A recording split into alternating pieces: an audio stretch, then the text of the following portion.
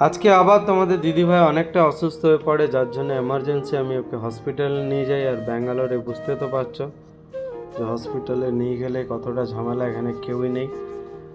তো সকাল সকাল উঠে গেছি, মধুর অবস্থা খুবই খারাপ। আমি তাড়াতাড়ি আলু সিদ্ধ ভাত করে দিয়েছিলাম, কারণ আমি জানি হসপিটালে গেলে ইঞ্জেকশনটা দিতে পারে, যার জন্য আগে থেকে খাইয়ে নিয়ে আমরা বেরিয়ে গেছি হসপিটালে। আর এখানে অনেকটাই লাইন ছিল, আমরা সকাল সকাল এসেছি, তবুও দেখছি আমাদের আগে অনেকজন চলে এসছে। আর সবচেয়ে বিপজ্জনক হচ্ছে, এখানে ওকে হসপিটালে নিয়ে এসে দেখছি আমাকে ইঞ্জেকশন দিয়েছে। আমি তো বুঝতে পারলাম না আমাকে কেন দিল।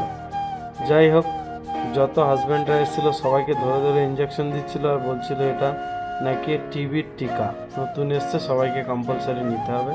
যাই হোক, আমার তারপরে মধুকে ডক্টরের কাছে নিয়ে যেতে, মধুর অবস্থা খুবই খারাপ, বলছে ব্লাড নেই।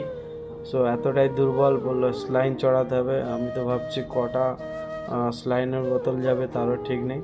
সেখানে পাপা বসছিল, পাপা বলে আমি মার মাথাটা একটু টিপে দিই।